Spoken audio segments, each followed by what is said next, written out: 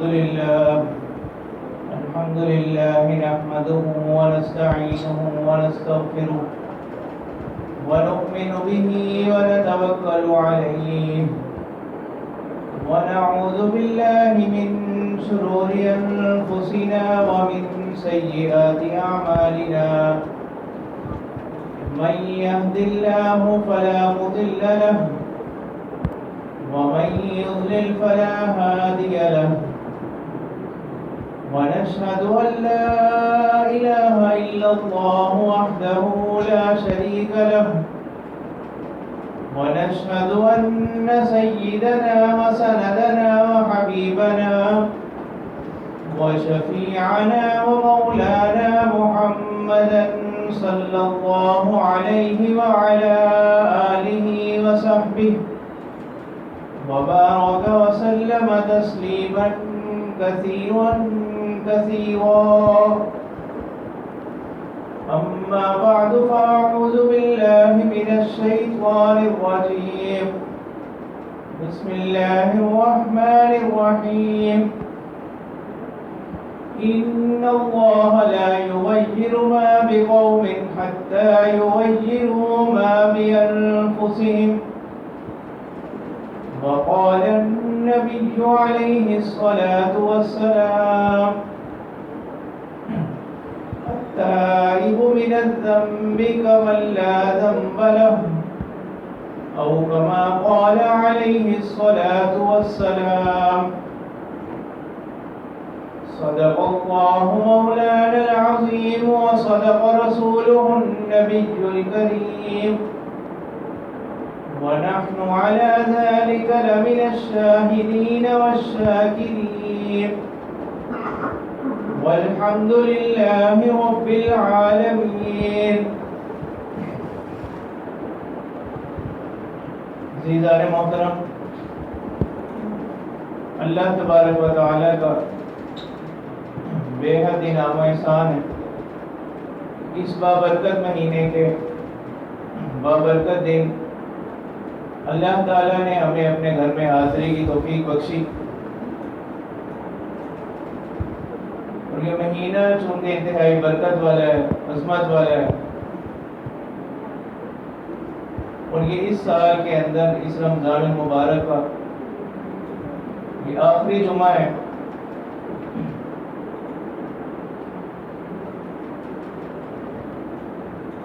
تو اس لیے اس رمضان المبارک کے اندر اب بہت محدود، بہت تھوڑے دن رہ گئے، اس لیے ہمیں چاہیے کہ جتنا زیادہ ہو سکے ہم اس رمضان کو اپنے لیے فائدہ مند بنا سکیں، اس رمضان کو اپنی آخرت کی نجات کا ذریعہ بنا سکیں. لیکن ہم دیکھتے ہیں کہ عام طور پر ہمارے معاشرے کے اندر ایک شخص کے نظریات کا دوسرے شخص سے مختلف ہو جانا یہ کوئی بڑی بات نہیں، یہ فطری سی بات ہے. ممکن ہے ایک انسان جس طرح سوچتا ہے دوسرا انسان اس سے مختلف سوچتا ہے، اور یہ ایک تسلیم شدہ بات ہے، یہ فطری بات ہے، اس میں کوئی ایسی معیوب بات نہیں. لیکن یہ بات معیوب اس وقت بنتی ہے کہ جب ہم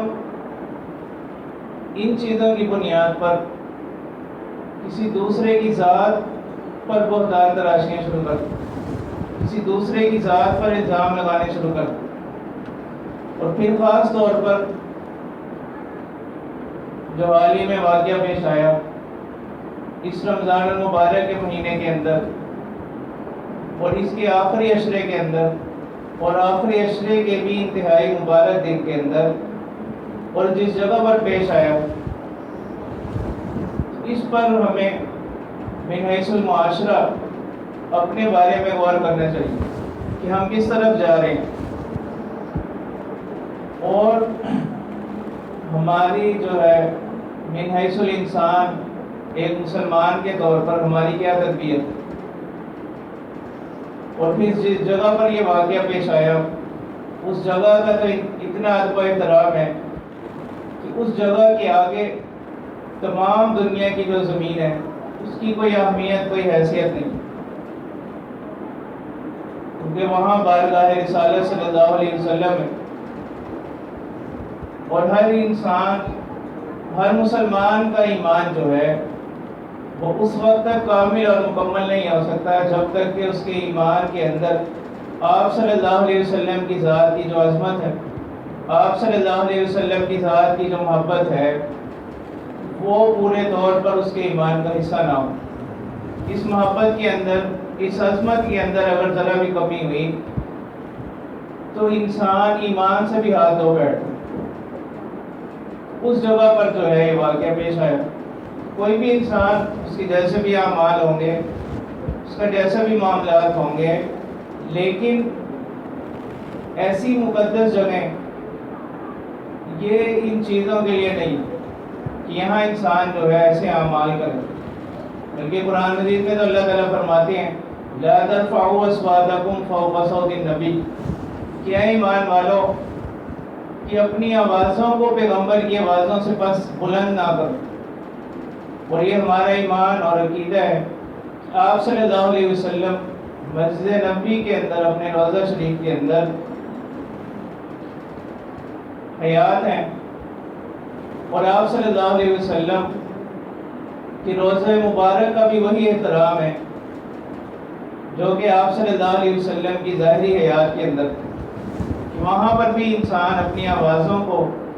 پست رکھے، اپنی آوازوں کو بلند نہ کرے۔ تو یہ انتہائی شرم کا مقام ہے، اور یہ انتہائی بے ادبی والی بات ہے۔ چاہے ایسا کرنے والا کوئی بھی ہو، اس کا تعلق کسی بھی جماعت سے ہو، تو ہم اس کی مذمت کرتے ہیں، اور ہمیں اللہ تعالیٰ کے حضور معافی مانگنی چاہیے کہ ہم تمام لوگ اجتماعی طور پر اللہ تعالیٰ سے معافی مانگیں کہ جو ہم سے یہ فعل سرزد ہو۔ خاص طور پر رمضان مبارک کے اندر ہم اپنے موضوع پر آتے ہیں کہ رمضان المبارک کے اندر اللہ تعالیٰ نے ہمیں یہ توفیق بخشی کہ تراویح میں ہمیں قرآن مجید سننے کا اعزاز حاصل ہوا، اور یہ اللہ تعالیٰ کی طرف سے بڑا انعام اور احسان ہے، کیونکہ حدیث مبارکہ میں آتا ہے کہ جو شخص پڑھنے والے کا اجر تو بہت ہی زیادہ ہے، لیکن جو شخص غور کے ساتھ قرآن مجید کی ایک آیت بھی سنتا ہے، اس کے لیے اللہ تعالیٰ جو ہے بڑا اجر و ثواب ادا کرتا ہے، اس کے لیے بہت سا ثواب لکھا جاتا ہے۔ تو جو شخص پورا قرآن مجید سنے تو اس کے مقام کا کیا عالم ہو۔ تو تراویح میں ہم یہ دیکھتے ہیں کہ جس وقت قرآن مجید کی تکمیل ہوتی ہے، اس کے بعد مساجد میں ہمارے یہاں طریقہ کار چلا آ رہا ہے کہ حافظ صاحبان جو ہے اگلے قرآن مجید میں بھی سورہ بقرہ کا کچھ حصہ شروع کر دیتے اور اس کی تلاوت کی جاتی ہے، جو کہ عام طور پر المفلحون تک پڑھا جاتا ہے۔ اور اس کے لیے حدیث مبارکہ میں بھی اس کا تذکر آتا ہے کہ آپ صلی اللہ علیہ وسلم نے فرمایا کہ بہترین پڑھنے والے وہ لوگ ہیں جو قرآن مجید کو ٹھہر کر اور پھر آگے شروع کر۔ اس میں ہمارے لیے سبق اور تعلیم یہ ہے کہ اب ہم یہ نہ سوچیں کہ بس تراویح میں جو ہے قرآن مجید مکمل ہو گیا، اب ہماری ذمہ داری ختم ہو، ایسا نہیں، بلکہ جو دوسرے قرآن مجید کا آغاز کیا جاتا ہے اور اس کو کچھ حصہ تلاوت کیا جاتا ہے پہلے پارے کا، اس میں اشارہ اسی طرف ہے کہ قرآن مجید کے ساتھ جو ہمارا تعلق ہے وہ ابھی بھی قائم رہے،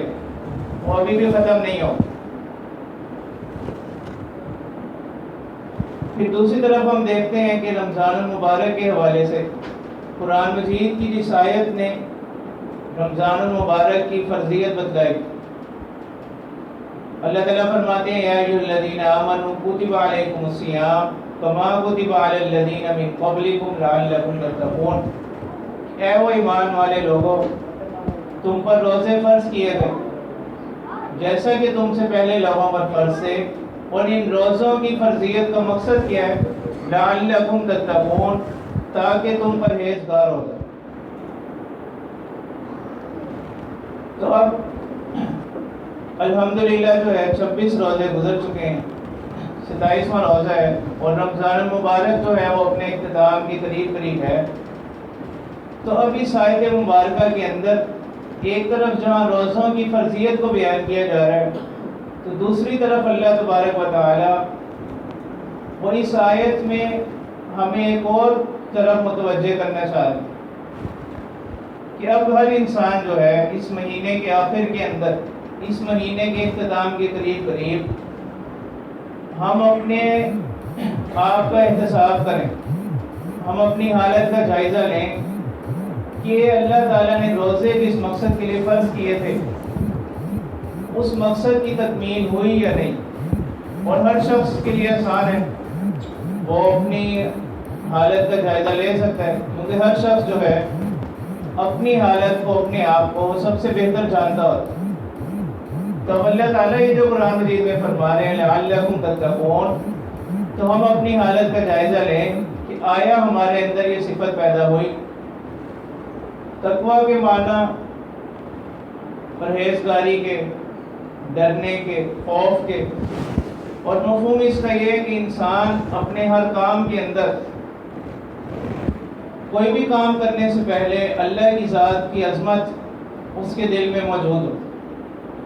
کہ وہ ہر کام کو کرنے سے پہلے سوچے کہ اللہ تعالیٰ کی اس کام کے حوالے سے کیا تعلیمات، اللہ تعالیٰ نے اس کام کے کرنے کے حوالے سے کیا فرمایا. تو تقویٰ کی حقیقت یہ ہے کہ انسان ان باتوں سے رک جائے جن سے اللہ تعالیٰ نے منع فرمایا، اور ان کاموں کو اختیار کرے جن کو اللہ تعالیٰ نے کرنے کا حکم دیا. تو اب ہم دیکھیں گے 25-26 روزے گزرنے کے بعد ہمارے اندر جو ہے یہ صفت، ہمارے اندر یہ کیفیت کس حد تک پیدا ہو کہ آیا ہمارے جو اعمال ہیں وہ اللہ تعالیٰ کے بتلائے ہوئے طریقوں کے مطابق ہیں، اس کے رسول صلی اللہ علیہ وسلم کے بتلائے ہوئے طریقوں کے مطابق ہیں، یا کہیں ہم کسی اور راستے پر تو نہیں جا رہے. تو کہیں ہمارے روزوں کی وہی حالت تو نہیں جس کو اللہ تعالیٰ کے رسول صلی اللہ علیہ وسلم نے فرمایا کہ بہت سے روزے داروں کو سوائے بھوک پیاس کے کچھ حاصل نہیں ہو. سارا دن روزے کی حالت میں بھی گزارا، بھوک بھی برداشت کی، پیاس بھی برداشت کی، لیکن اللہ تعالیٰ کے ہاں ان کے روزے کا کوئی اجر نہیں ملا، اللہ تعالیٰ کے ہاں اس کا کوئی بدلہ، کوئی ثواب نہیں ملا. اور اللہ کے رسول صلی اللہ علیہ وسلم نے فرمایا کہ روزہ جو ہے وہ صرف بھوک پیاس کا نام نہیں، بلکہ روزہ جو ہے یہ مستقل ہمارے لیے ایک تربیت کا درجہ رکھتا ہے. اور یہ ایک مہینہ جو ہے وہ بقیہ 11 مہینوں پر اثر رکھتا ہے. اس لیے علماء نے فرمایا کہ جس شخص کا رمضان بے ترتیب گزرے کہ وہ رمضان میں بھی اپنے آپ کو، اپنی حالت کو نہ سنبھال سکے، اس شخص کا باقی جو سال ہے وہ بھی بے ترتیب ہی گزرے گا. اور اللہ کے رسول صلی اللہ علیہ وسلم نے فرمایا کہ رمضان المبارک کے اندر اللہ تعالیٰ نے اتنی رحمتیں رکھی ہیں، اتنے انوارات رکھے ہیں، اگر تمہیں اس بات کا علم ہو جائے، تمہیں اس بات کا اندازہ ہو جائے، اور یہ کوئی عام شخص نہیں فرما رہا بلکہ اللہ کے رسول صلی اللہ علیہ وسلم فرما رہے ہیں کہ جن کی بات کے اندر کسی کو بھی ذرہ بھی شک نہیں ہو سکتا، تو اللہ کے رسول صلی اللہ علیہ وسلم فرماتے ہیں کہ اگر تمہیں اس بات کا اندازہ ہو جائے کہ اللہ تعالیٰ نے اس مہینے کے اندر اپنے بندوں کے لیے کیا کیا انوارات رکھے ہیں، کیا کیا رحمتیں رکھی ہیں، تو تم لوگ تمنا کرنے لگو کہ کاش یہ جو رمضان المبارک کا مہینہ ہے وہ پورا سال ہی رہے. اسی لیے اللہ کے رسول صلی اللہ علیہ وسلم نے فرمایا کہ جس شخص نے رمضان المبارک کا ایک روزہ بھی جان بوجھ کر چھوڑ دیا تو اس روزے کو چھوڑنے کی وجہ سے جو کیفیت ہوئی ہے وہ اس کو حاصل نہیں ہو سکتی. ویسے تو علماء فتویٰ دیں گے کہ یہ شخص اس کے بدلے جتنے روزے چھوڑے ہیں ایک روزہ رکھ لے تو اس کی تلافی ہو جائے گی، لیکن اس روزے کی جو برکات ہیں، جو انوارات ہیں، اسی حوالے سے حدیث مبارکہ میں فرمایا گیا کہ جس شخص نے رمضان المبارک کا ایک روزہ جان بوجھ کر چھوڑ دیا تو پورے سال کے روزے بھی اس روزے کا بدلہ نہیں بن سکتے، بچے پورے سال بھی روزہ رکھتا رہے. تو یہ انوار اور یہ برکات ہیں اس مہینے. پھر خاص طور پر اس مہینے کے اندر جو اور تعلیمات ہیں، حدیث مبارکہ میں کہا گیا کہ یہ صبر کا مہینہ ہے، برداشت کا مہینہ ہے، تو ہم اپنا جائزہ لیں کہ روزوں کی وجہ سے اس مہینے کے اندر ہمارے اندر جو ہے برداشت کا مادہ جو ہے، برداشت کی جو صلاحیت ہے اس میں کچھ اضافہ ہوا ہے پہلے کی طرح ہی۔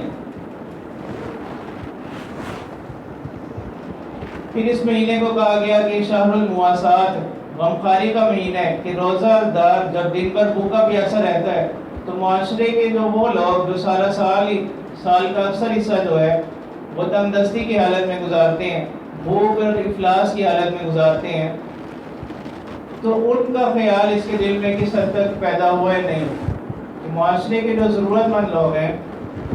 ان کے ساتھ بلائی کا احساس، ان کے ساتھ ہمدردی کا احساس اس شخص کے دل میں کس حد تک پیدا ہو۔ تو ہمیں اپنی اس کیفیت کا بھی جائزہ لینے کی ضرورت ہے کہ رمضان المبارک کے جو یہ 26 روزے گزر چکے ہیں، ان روزوں کے اندر ہمارے اندر جو ہے یہ صفت کس حد تک پیدا ہوئی، یا ہمیں اس چیز کا احساس بھی ہمارے اندر ہوا ہے نہیں ہوا۔ پھر رمضان خصوصی طور پر اللہ کے ساتھ تعلق کو جوڑنے کا مہینہ ہے، اس میں بھی انسان غور کرے کہ اس کا تعلق اللہ تعالیٰ کے ساتھ اسے قرب کس حد تک نصیب ہوا ہے نہیں ہوا۔ رمضان المبارک کے اندر اللہ تعالیٰ نے تراویح کی عبادت رکھی اور 1200 سجدے جو ہیں پورے مہینے میں عام دنوں سے زائد ہیں، اور حدیث مبارکہ میں آتا ہے کہ سجدہ جو ہے، سجدے کی حالت میں انسان اللہ تعالیٰ کے سب سے زیادہ قریب ہوتا ہے۔ تو ہم دیکھیں کہ اللہ تعالیٰ کا قرب اس مہینے کے اندر ہمیں کس حد تک حاصل ہو، یا ہم نے اس مہینے کو صرف رسمی طور پر گزارا کہ بس دن بھر بھوکے پیاسے رہ لیے اور صبح ٹھیک ٹھاک کر کے سحری کر لی اور دن بھر سوئے رہے، پھر شام کو اٹھ کر جو افطاری کر لی، باقی جو اللہ تعالیٰ کے احکامات ہیں ان کی کوئی پرواہ نہیں ہے، ان کا کوئی خیال نہیں۔ ایسے ہی روزے داروں کے لیے آپ صلی اللہ علیہ وسلم نے آمین فرمائی، اور حضرت جبرائیل امین جو کہ تمام فرشتوں کے سردار ہیں انہوں نے دعا کی کہ جو شخص رمضان کے مہینے کو پائے اور اس مہینے کو وہ اپنی نجات کا ذریعہ نہ بنا سکے، اپنی بخشش کا ذریعہ نہ بنا سکے، تو وہ شخص جو ہے تباہ و برباد ہو، وہ شخص ہلاک ہو، اور اس پر اللہ کے رسول صلی اللہ علیہ وسلم آمین کہہ رہے۔ تو ہم دیکھیں کہ یہ رمضان مبارک جو ہے اس کو ہم نے اپنے لیے نجات و مغفرت اور بخشش کا ذریعہ بنایا، یا ہم نے رمضان المبارک کے یہ جو قیمتی لمحات ہیں، یہ جو بابرکت لمحات ہیں، ان کو ہم نے اسی طرح گزار دیا، ان کو ہم نے یوں ہی ضائع کر دیا۔ تو خاص طور پر یہ جو آخری لمحات ہیں، جو آخری عشرہ ہے، اس کے اندر جو ہے بہت زیادہ ضرورت ہے اس بات کی کہ ہم اللہ تعالیٰ کے ساتھ اپنے تعلق کو مضبوط کریں، اللہ تعالیٰ کے ساتھ اپنے تعلق کو مضبوط بنائیں، کیونکہ رمضان المبارک میں جو انوارات حاصل ہوں گے، رمضان المبارک کی جو برکات ہوں گی، اس کا اثر رمضان المبارک سے جو تربیت ہوگی، اس کا اثر جو ہے انسان کے باقی 11 مہینوں پر بھی رہے گا۔ اور اللہ تعالیٰ کے ہاں معاملہ جو ہے وہ دوسری طرح، عام طور پر دنیا میں اگر ہم کسی کے ساتھ برا کرتے ہیں یا کسی کے ساتھ کوئی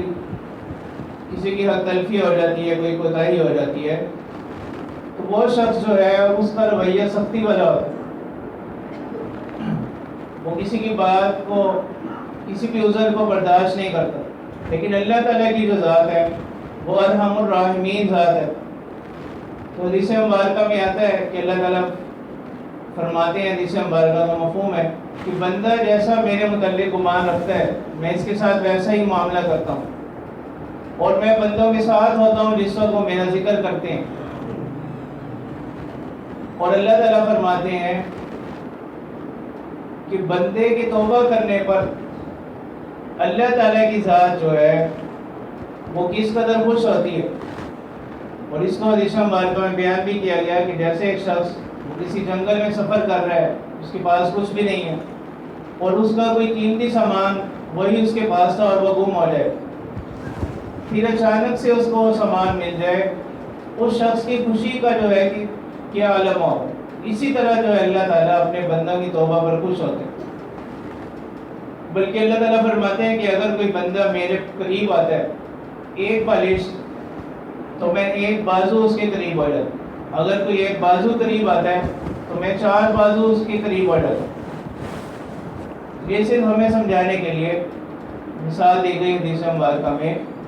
کہ اللہ تعالیٰ جو ہے وہ اپنے بندوں سے کس قدر محبت رکھتے ہیں. اور اللہ تعالیٰ فرماتے ہیں کہ اگر کوئی شخص وہ چل کر میری طرف آتا ہے تو میں اس کی طرف دوڑ کر متوجہ ہوتا ہوں. اللہ تعالیٰ تو اپنے بندوں سے اس قدر پیار کرتے ہیں اور اس قدر اپنے بندوں سے محبت رکھتے ہیں. تو کمی جو ہے وہ بندوں کی طرف سے ہوتی ہے, کمی ہمارے مانگنے میں ہوتی ہے, اللہ تعالیٰ کے دینے میں کوئی کمی نہیں. پھر اس رمضان المبارک کے مہینے کے حوالے سے عام طور پر ہمارے یہاں جو ہے اس وقت کو انتہائی غفلت کے ساتھ گزارا جاتا ہے. حدیث مبارکہ میں آتا ہے کہ اللہ کے رسول صلی اللہ علیہ وسلم نے فرمایا کہ 5 چیزیں ایسی ہیں جو خاص طور پر رمضان کے حوالے سے اس امت کو عطا کی گئی, ان سے پہلے کسی امت کو عطا نہیں کی. ایک تو اللہ کے رسول صلی اللہ علیہ وسلم نے فرمایا کہ دن بھر بھوکا رہنے کی وجہ سے روزے دار کے منہ میں جو بدبو پیدا ہو جاتی ہے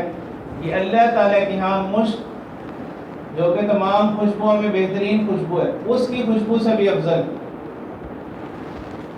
اور اللہ کے رسول صلی اللہ علیہ وسلم نے فرمایا کہ روزے داروں کے لیے فرشتے استغفار کرتے ہیں. افطاری تک فرشتے جو ہے وہ روزے دار کے لیے استغفار کرتے رہتے ہیں. اور ایک چیز اللہ کے رسول صلی اللہ علیہ وسلم نے فرمایا کہ ہر روز جو ہے وہ جنت کو سجایا جاتا ہے, جنت کو سنوارا جاتا ہے, جنت کو تیار کیا جاتا ہے روزے داروں کے لیے. اور چوتھی چیز کہ رمضان المبارک کے مہینے کے اندر جہنم کے دروازے بند کر دیے جاتے ہیں, شیاطین کو قید کر دیا جاتا ہے. اور 5ویں اور خصوصی بات وہ یہ کہ حدیث مبارکہ میں آتا ہے کہ رمضان المبارک کا مہینہ جب ختم ہوتا ہے آخری رات کے اندر اللہ تعالیٰ روزے داروں کی مغفرت فرما دیتے, ان کی بخشش فرما دیتے. تو صحابہ نے عرض کیا کہ اللہ کے رسول صلی اللہ علیہ وسلم کیا یہ شب قدر کی رات ہوتی ہے؟ تو اللہ کے رسول صلی اللہ علیہ وسلم نے فرمایا نہیں, دستور یہی ہے,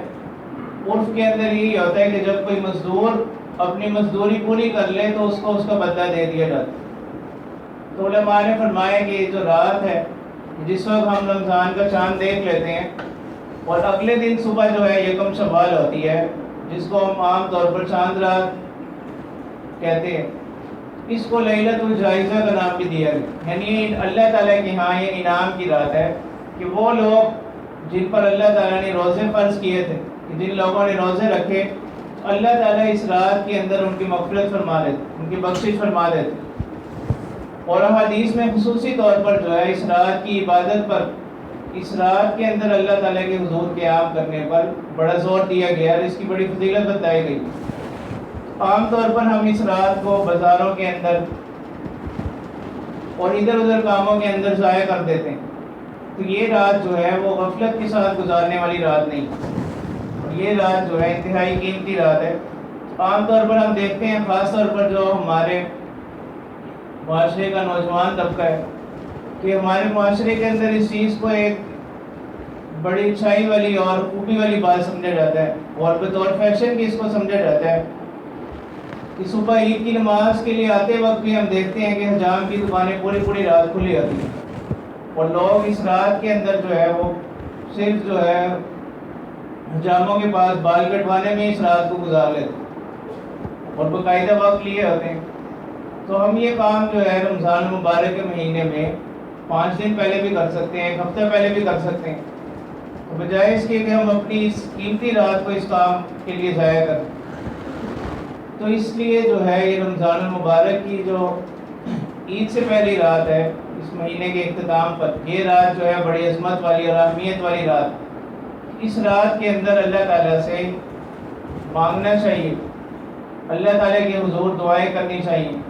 اللہ تعالیٰ کے حضور قیام کرنا چاہیے. تو یہ رات جو ہے بڑی فضیلت والی اور عظمت والی رات. اسی طرح رمضان المبارک کی جو اہم ایک عبادت ہے وہ صدقہ فطر ہے. حدیث مبارکہ میں آتا ہے کہ روزے کے اندر جو کمیاں کوتاہیاں رہ جاتی ہیں وہ اس صدقۃ الفطر سے جو ہے پوری ہو جاتی ہے. اور یہ صدقۃ الفطر جو ہے یہ ہر مسلمان پر فرض ہے، چاہے کوئی مرد ہو، عورت، بڑا، بچہ، چھوٹا، ہر کسی کی طرف سے جو ہے صدقۃ الفطر جو ہے یہ لازم ہے. اور یہ عید کی نماز سے پہلے ادا کرنا یہ ضروری ہے صدقۃ الفطر، کہ روزوں کے اندر جو کمی کوتاہی رہ جاتی ہے وہ اس کی برکت سے اللہ تعالیٰ اس کو دور فرما دیتے ہیں. اس کی طرف بھی ہمیں اہمیت اس کو بھی دینی چاہیے، اس کی طرف توجہ کرنی چاہیے. اسی طرح جو ہے حدیث مبارکہ میں آتا ہے کہ رمضان کے 30 روزے رکھنے کے بعد جو شخص شوال کے مہینے میں 6 روزے رکھتا ہے اللہ تعالیٰ جو ہے وہ شخص ایسے ہی ہو جاتا ہے. اللہ کے رسول صلی اللہ علیہ وسلم فرما رہے ہیں کہ جیسا کہ اس شخص نے پورا سال روزے رکھے. تو 30 روزے میں ہر روزہ جو ہے اس کا اجر جو ہے وہ 10 روزوں کے برابر ہے. اور بعد کے 6 روزے تو یہ کل 30 روزے 300 دن اور 60 دن جو ہے مزید، تو 360 دنوں کے روزے رکھنے کا ثواب ملے گا اس شخص کو جو رمضان المبارک کے بھی پورے روزے رکھے اور شوال کے مہینے میں 6 روزے رکھے. تو اللہ تعالیٰ کے رسول صلی اللہ علیہ وسلم فرما رہے ہیں کہ یہ شخص ایسے ہی ہے جیسا کہ اس نے پورا سال روزے رکھے. تو شوال کے مہینے کے اندر ہمیں اس طرف بھی توجہ کرنی چاہیے کیونکہ رمضان المبارک کا مہینہ گزارا ہوتا ہے اور روزے رکھنے کی ایک عادت بنی ہوتی ہے، تو اس لیے اس میں کوئی مشکل نہیں ہے. اور خاص طور پر اس کا جو اجر ہے اگر اس کی طرف ہم نظر کریں تو پھر تو یہ کوئی مشکل بات، مشکل کام نہیں. اور یہ ہم عید کے دن کا بس روزہ نہیں ہے، اس کے بعد سے اگلے دن سے اس کو رکھ سکتے ہیں اور یہ اکٹھے بھی رکھے جا سکتے ہیں، الگ الگ بھی رکھے جا سکتے ہیں. پورے شوال کے مہینے کے اندر ان کو رکھا جا سکتا ہے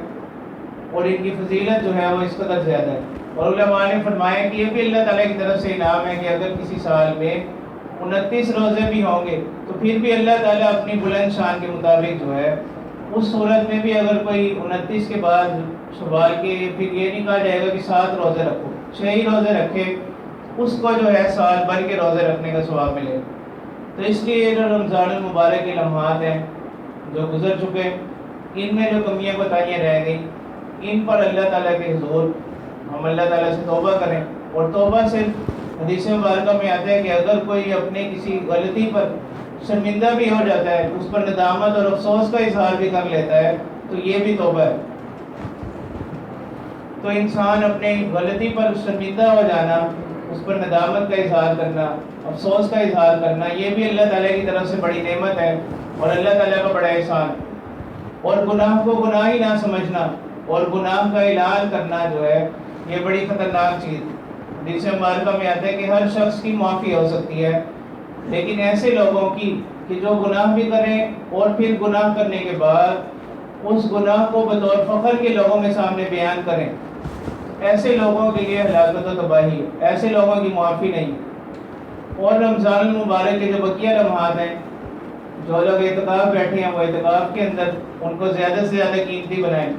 اور جو لوگ اعتکاف میں نہیں ہیں، گھروں میں ہیں، وہ مسجد کے اندر اپنے باقی لمحات کے اندر ان اوقات کو زیادہ سے زیادہ جو ہے قیمتی بنانے کی فکر کریں، کوشش کریں. اور اللہ تعالیٰ سے دعا کریں کہ اللہ تعالیٰ نے جس طرح اس سال رمضان المبارک کا مہینہ ہمیں نصیب فرمایا، آئندہ سالوں میں بھی اللہ تعالیٰ جو ہے ہمیں اسی طرح صحت کے ساتھ، تندرستی کے ساتھ رمضان المبارک کا مہینہ نصیب فرمائے. وآخر دعوانا الحمد للہ رب العالمین.